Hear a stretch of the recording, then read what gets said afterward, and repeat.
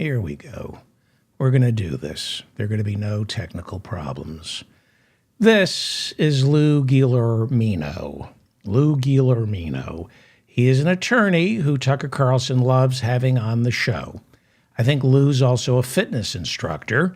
I also think he's named Lou because by the looks of things, that's where Lou spends most of his time, sitting on the loo. Lou thinks the government has turned into a nanny state, and it is making us all weak. You'd be hard-pressed to find anyone more in need of a nanny state than this guy. Here he is, earning his bread and butter, emphasis on the word butter, working to convince low-information voters who watch Fox News that the federal government, the regulators, are the source of all our immiseration.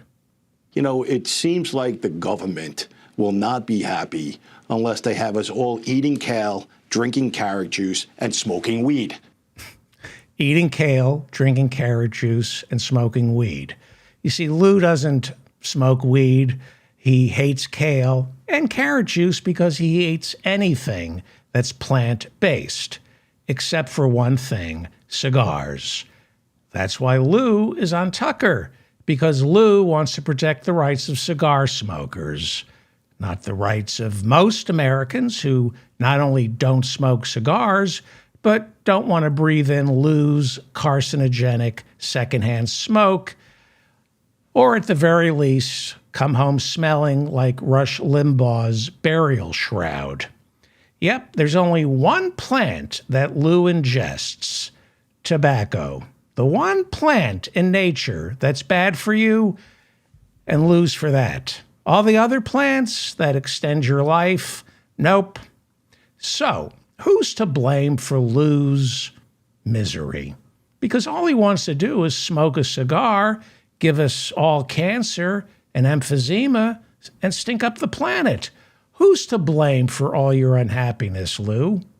The government. Yes, the evil, evil government. I noticed you're not wearing a tie. Who took it? The government. Yes, the government. And your shoelaces? Who took your shoelaces? The government. Yes, the government took your shoelaces. And your belt? Who took your belt, Lou? The government. Yes, the government took your belt because the government thinks you're going to harm yourself with it, Lou. You look suicidal, Lou. Seriously.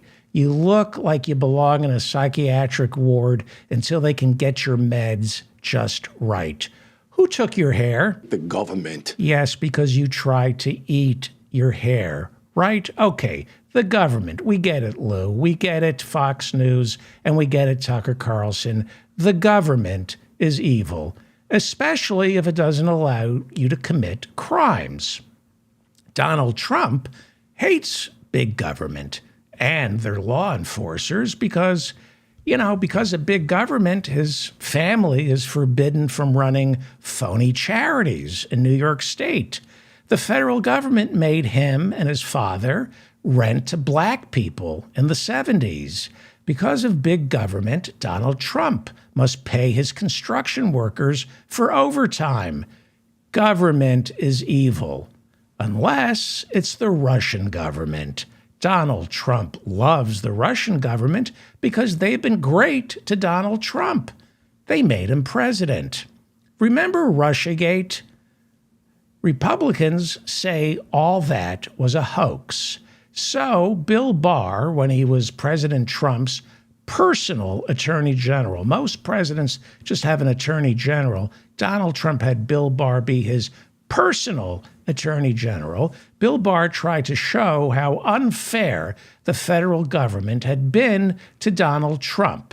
He wanted to prove that Russiagate was unfair, so Bill Barr appointed a special counsel to investigate the whole Russia probe.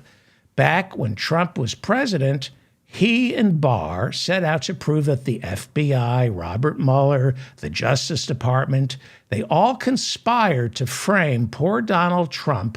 They tried to frame him on some phony charge of working with Moscow to get elected president. The Durham probe, right? But according to new reporting by the New York Times, all the Durham probe could find was more Trump financial malfeasance. Bill Barr, Donald Trump, and Durham set out to prove Donald Trump was the innocent party in all these investigations. But all they could come up with was more financial crimes committed by Donald Trump. Okay, the whole idea of the Durham probe was to prove that the Russia probe was a hoax. But instead, according to the New York Times, the Italian government tipped the Durham probe off to tell them about more criminal financial dealings conducted by Donald Trump, which Bill Barr and Durham decided to bury and keep secret, which, if I'm not mistaken, is another crime. This is from the Insider. You might want to read about it. And this is the story of the government not leaving Trump alone in Georgia. On Monday, a judge in Georgia said they will release portions of a special grand jury report looking into Donald Trump's criminal conduct in attempting to overthrow the 2020 election results in that state. The judge says they are making portions of the grand jury report public because the grand jury now has reason to believe that several witnesses may have lied under oath. Lying under oath. I wonder which witness lied, because that would be incredibly rudy to lie under oath. You know, if we ever find out who that witness is, he will Rudy the day he ever decided to mislead that grand jury. Yes, he is going to Rudy the day he decided to mislead that grand jury. I'm not saying Rudy lied on the witness stand. I am saying that when Rudy was the mayor of New York City, it was all about the power of the local police. They would scream, "It's Rudy time," right before shoving a broom handle up an innocent suspect's rectum. Not making that up. Rudy was all about the local police stopping and frisking. His police chief, Bernard Kerik, ended up going to prison, but not because of his policing, because he was stealing from the government, including 9/11 first responders. Trump had to pardon Kerik. And because it's not the local police, but the FBI, the IRS, state attorney generals prosecuting Rudy Giuliani and Bernard Kerik and Donald Trump, we need to blame who, Lou? Who do we blame for all this? The government. Yes, we blame the government, the big bad federal government. Local police, good, so long as they're not working for, who is it again we don't like them working for, Lou? We don't like them working for the government. We don't like the federal government, which is why opportunistic infection Elise Stefanik, the number 3 Republican leader in the House, announced, "We will vote to protect every American's constitutional rights with a new select subcommittee on the weaponization of the federal government." Yes, a new select committee to investigate the weaponization of our federal government. You see, the Republicans want us to believe that the federal government, which is owned and operated by corporate America, somehow has been weaponized against people like Donald Trump. When the federal government makes Donald Trump or people like Donald Trump obey our laws, then the federal government has been weaponized. Donald Trump and the lick spittles in his party, like Elise Stefanik, want us to believe that he, supposedly a billionaire, is powerless against a weaponized government that he oversaw. The president, who represents the richest 1%, is somehow the victim of a government whose only purpose is to protect people like Donald Trump. Which is why the congressman named to head the committee looking into the weaponization of our government is none other than wrestling coach Jim I didn't see hundreds of my players get molested. Jordan. Jim Jordan thinks our government is weaponized because they won't stop looking into Jim Jordan's role in the molestation of hundreds of wrestlers at Ohio State. They want to know how it was possible that Jim Jordan's locker was right next to the locker belonging to a team doctor who molested hundreds, if not thousands, of athletes, some of whom Jim Jordan coached, and somehow Jim Jordan didn't know about it. Donald Trump loves Jim Jordan. In fact, he loves Jim Jordan so much, at the end of his presidency, he awarded Jim Jordan the Medal of Freedom, one of the highest civilian honors any president can bestow upon an obsequious fascist jack bootlicker like Jim Jordan. The highest civilian honor Jim Jordan was given, he's right up there with other recipients of the Medal of Freedom. This is Nancy Reagan and Ronald Reagan awarding Mother Teresa the very same award Jim Jordan was given by President Trump. Also receiving the Presidential Medal of Freedom that Jim Jordan was given, civil rights pioneer Rosa Parks, and of course, Mr. Rogers, right? It's a, did I show you? Yeah, okay, there's Rosa Parks, and there's Jim Jordan. There's Mr. Rogers getting the Presidential Medal of Freedom from George W. Bush. Mr. Rogers, it's a beautiful day in the neighborhood because Jim Jordan isn't your son's wrestling coach. Can you say accessory after the fact?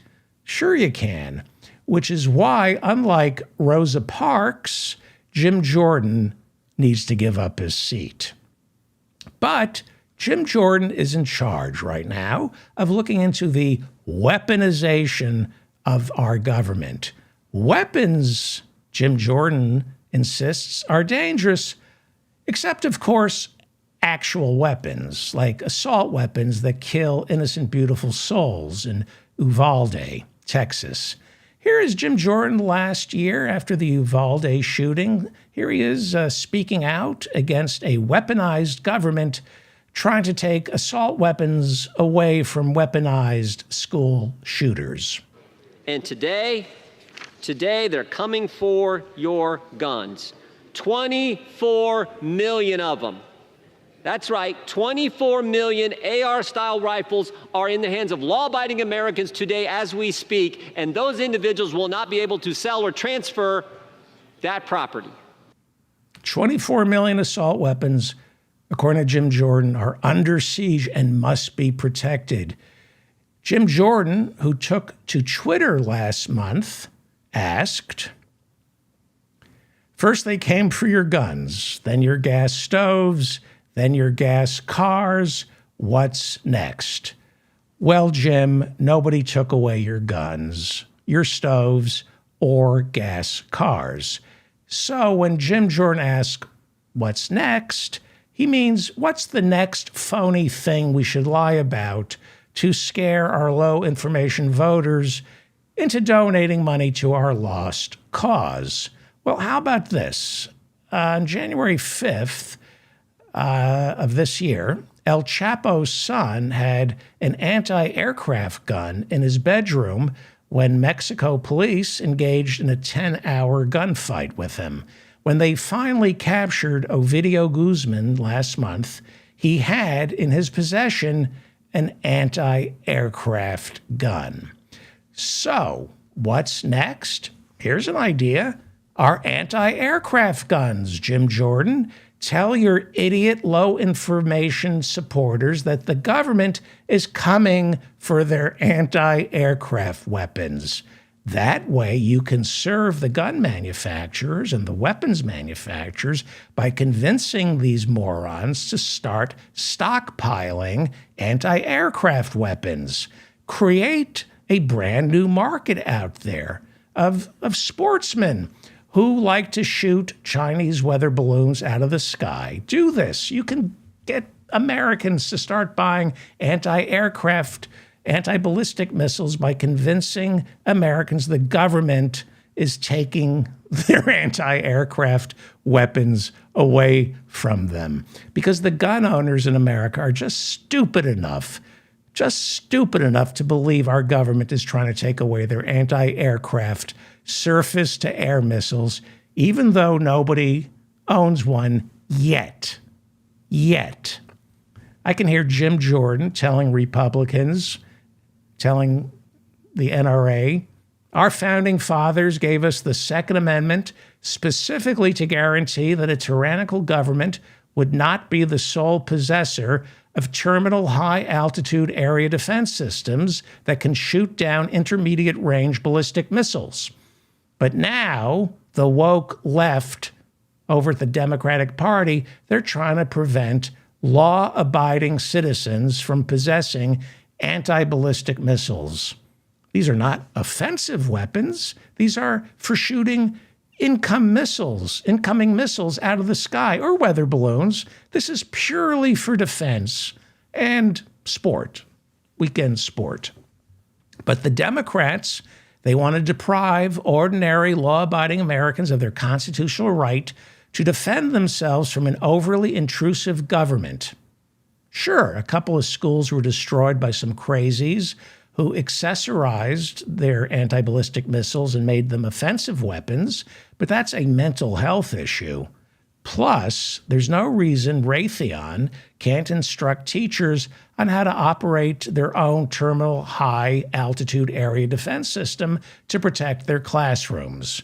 For as the great Wayne LaPierre often says, the only thing that stops a bad guy with a terminal high-altitude area defense system is a good guy with a terminal high-altitude area defense system. So, Jim Jordan is looking into the weaponization of our government, and nobody loves this committee more than Donald Trump. The new House Committee on the Weaponization of the Federal Government is a rare chance to expose the breathtaking corruption of the security state. Breathtaking corruption of the security state. Unless that same security state is paying millions of dollars to stay at a Trump hotel while they're part of your Secret Service detail, in which case, not so corrupt. This is from October of last year. CNN, NPR, and the New York Times all report on records obtained by the House Oversight Committee looking into how Donald Trump ripped off the Secret Service to the tune of $1.4 million. The people protecting Donald Trump, he charged his Secret Service detail $1.4 million for the privilege of keeping him alive, right? They had to stay at all his resorts, $1.4 million, like $1,000 for a room. These are the men and women who are willing to die for Donald Trump. So what does he say to them? Give me $1.4 million. Continue, Donald Trump. The deep state, he says, is the biggest threat to our freedom in generations. The deep state is very, in fact, deep-seated. It's the greatest threat American freedom in generations has seen. You know, it's the greatest threat to your freedom, because unless you get the Republican nomination, you're going to prison, Donald. In his speech, Trump said it was the deep state. This is in his support for the committee for the weaponization, looking into the weaponization of our deep state. Donald Trump said it was the deep state that pushed the crowd into attacking the Capitol on January 6th. Listen to this. All the federal agents and informants and pressing the crowd toward the Capitol on January 6th.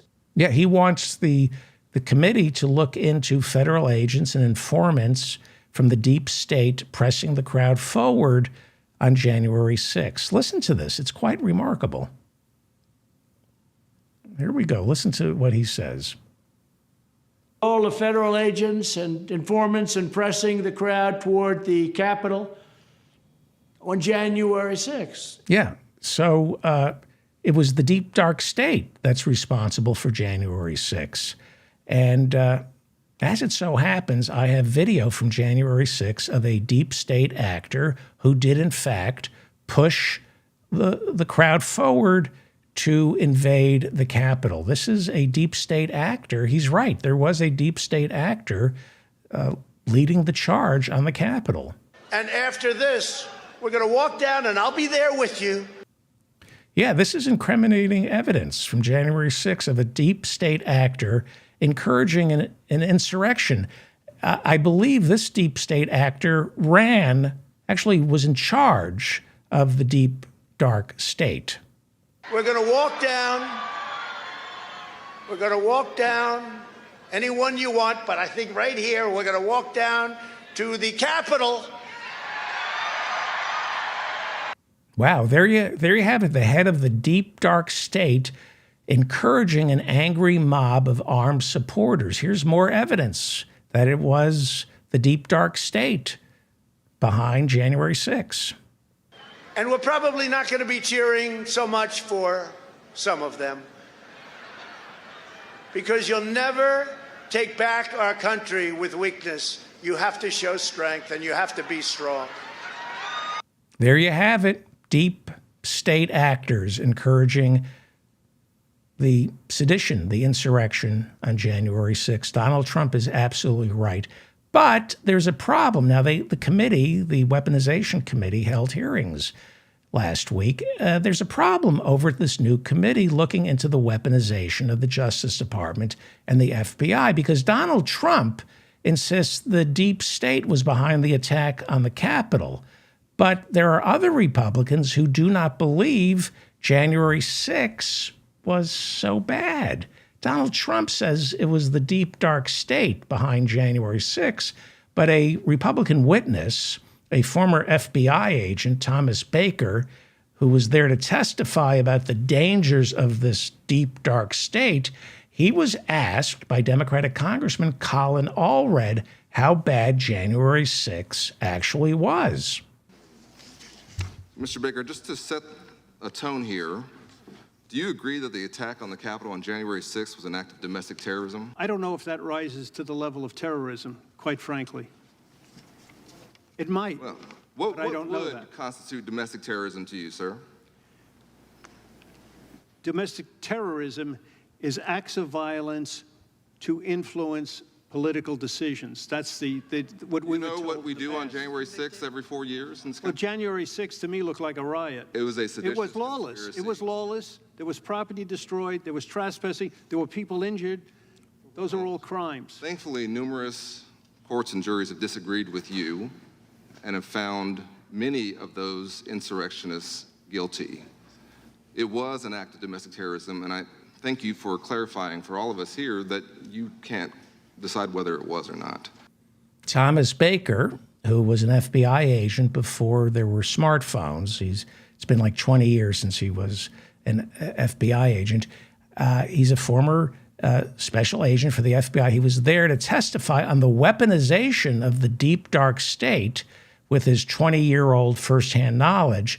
But he can't decide whether January 6 was an insurrection or just a riot or an act of terrorism.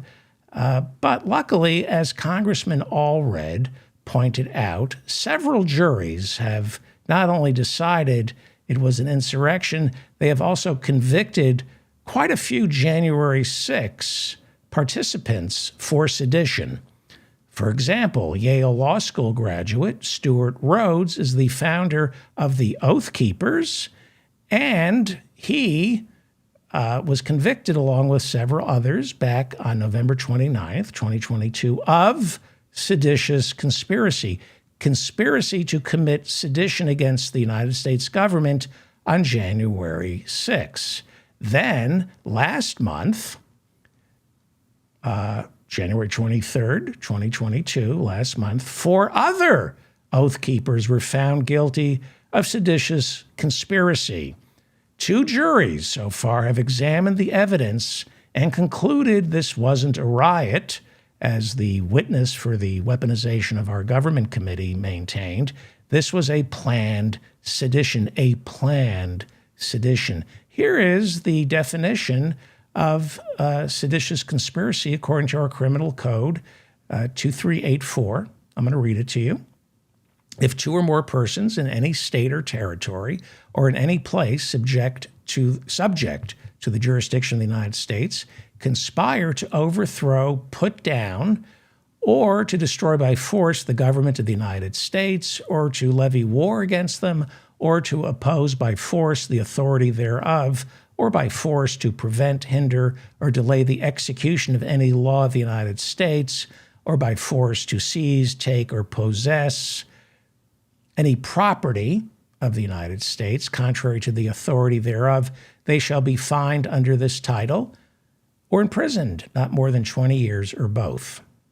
January 6, seditious conspiracy. Well, back in 2020, during the Black Lives Matter protests, remember they were protesting the killing of George Floyd.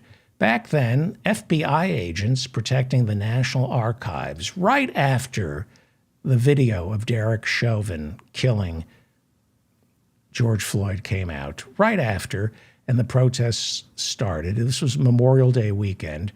FBI agents protecting the National Archives famously took a knee to show not just solidarity with the peaceful protesters in front of the National Archives, but to send a signal on behalf of all law enforcement that we disapprove of Derek Chauvin killing George Floyd. But this Republican-led committee, looking into the weaponization of our government, believes that this was an example of our weaponized deep state, the FBI siding with Black Lives Matter, even though, they're saying that the FBI was taking sides against the police, even though the FBI, they are the police.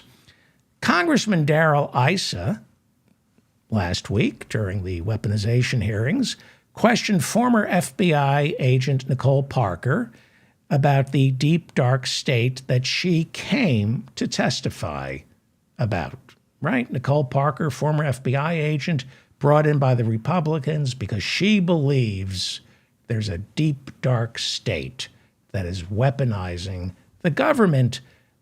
Here is Darrell Issa asking her to comment on her fellow FBI agents taking a knee immediately after the murder of George Floyd. Is that something that you think represents the neutralism of simply being law enforcement for the FBI basically to kneel in support of Black Lives Matter?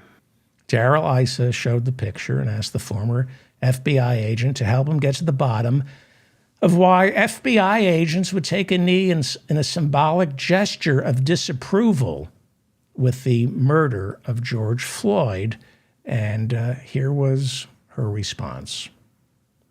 I know that in that instance, they were guarding our national institutions and that we heard that they were saying that they were trying to de-escalate the situation, but in those pictures, it appears that there are people smiling, clapping. It looked very far from de-escalation to me. It looked very far from de-escalation to her. The FBI smiling at the Black Lives protesters. That doesn't look, that's de-escalation, according to this charlatan. Darrell Issa, Congressman, Republican, was concerned that during a protest in 2020, FBI agents kneeled in support of Black Lives Matter. And Nicole Parker, the Republican Party's star FBI witness, says that by kneeling, they were not de-escalating the situation. Smiling, taking a knee, showing support for the protesters, that's not de-escalation. Well, let me ask you a question, Nicole Parker. How about when Derek Chauvin took a knee on George Floyd? That was fine with you, right? Right? That was de-escalating the situation, according to these racist morons. I'm telling you, I'm not cherry picking what happened during these hearings last week. This is what the hearings were about. They were insisting that the FBI has been weaponized because they took a knee during a Black Lives Matter protest. But Kyle Rittenhouse kills 2, injures 1 when he fires his AR-15 at Black Lives Matter protesters in Kenosha, Wisconsin in 2020. And for those same Republicans, he's a hero. 25 FBI agents take a knee outside the National Archives during the George Floyd protests to say law enforcement doesn't stand with Derek Chauvin. Republicans believe this is proof of the weaponization of our deep, dark state. Law enforcement, right after George Floyd was murdered, law enforcement all over America took a knee after George Floyd was killed. This is Atlanta police. Do Republicans have a problem with Atlanta police officers taking a knee with Black Lives Matter protesters in 2020, right after George Floyd was killed? This is to de-escalate the situation.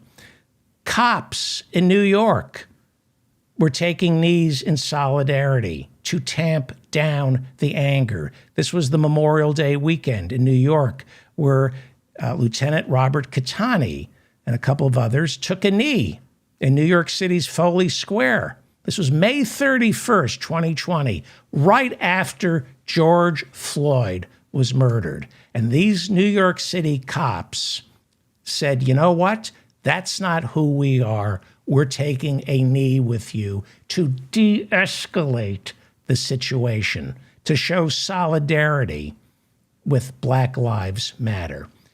Catani took a knee. This is from NBC News. The headline reads, and boy, I should call this show I Wish I Were Making This Up. This is the headline. NYPD lieutenant, that would be Catani, apologizes to colleagues for kneeling during George Floyd protest, right? The lieutenant told his colleagues he had trouble sleeping after he made a horrible decision to give in to a crowd of protesters' demands and kneeled alongside several other officers. Okay? I wish I were making this up, right? More from NBC News. This is written by Janelle Griffith on June 12th, 2020. A lieutenant with the New York Police Department who knelt alongside George Floyd protesters apologized for doing so in an email to his colleagues, writing, "The cop in me wants to kick my own ass. The cop in me wants to kick my own ass." You cannot make this up. The cop in me wants to kick my own ass. The civilian in me wanted to kneel in support of the peaceful Black Lives Matter protesters, but the cop in me wants to kick my own ass because that's what New York City cops do to people who take a knee with Black Lives Matter. They kick ass. That's how Lieutenant Catani in New York decided to show solidarity with his fellow New York City Police Department officers. The cop in me wants to kick my own ass for taking a knee. Cops kick ass. We don't take a knee, we kick ass, especially the asses of Black Lives Matter protesters, which is why New York City police cost more than $1.5 billion in the past decade for their kicking ass. Headline, this is from the New York Times, February 2nd, 2023, about 2 weeks ago. Headline, New York pays $121 million for police misconduct, the most in 5 years.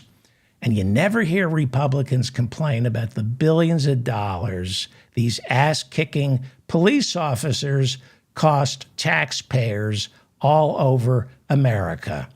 There's no money for the child tax credit, but if the police want to kick ass, go ahead, we'll pay the damages. From the New York Times, okay? $121 million last year, right? But when you factor in property damage, New York City taxpayers had to cough up $184 million last year to pay for their police officers kicking ass. See, it comes out of our pocket, these guys kicking ass, working out their issues, right? We have to pay for it. It doesn't come out of their wallet, it comes out of the taxpayer's wallet. So that officer who did the right thing right after George Floyd was murdered, he took a knee, but then he apologized. See, right at the beginning of the summer of protests in 2020, he apologized to his fellow cops, right? So New York City cops, they all stopped taking a knee. They didn't de-escalate. Instead, they whipped out their batons for the rest of the summer and started kicking ass. They could have taken a knee, right? They could have taken a knee, but they decided to kick ass. AP, here is a story from this week. 146 New York City police committed misconduct during the 2020 protests, according to a new report. Well, I read that and I said, well, that seems awfully low, only 146 police officers.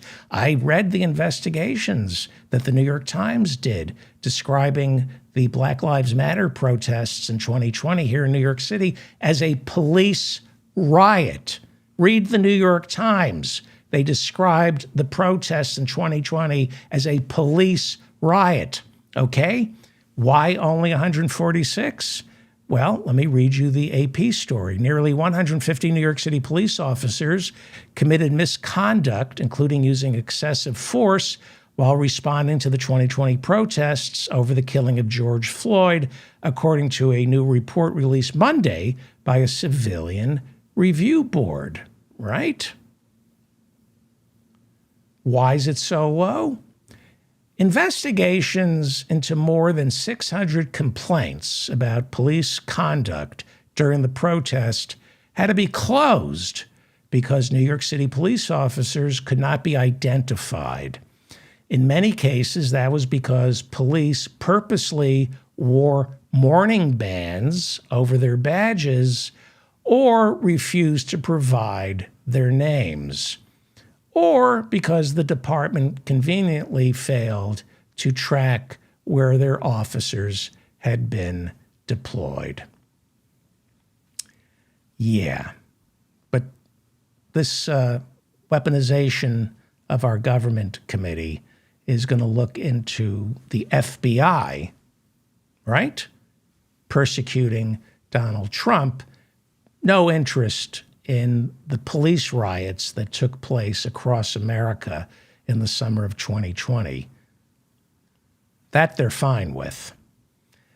The government, at least the federal government, is evil. That's what Lou Giuliano, the attorney on Tucker Carlson, insists. The government is evil. The government is evil. Not the police when they shoot an unarmed black man in the back. That's not our government being evil. Our government is evil, according to Lou and Tucker Carlson and the Republican Party, when they force wealthy corporations, the rich and powerful, white people to obey antitrust laws, OSHA laws, workplace safety laws, Environmental Protection Agency laws. Those laws, when they're enforced, that makes the government evil. Well, my name is David Feldman, and leave a comment in the comment section below. Please share this video with your friends. I'm David Feldman, reminding you to stay strong and protect the weak. And who's responsible for all your problems, Lou? The government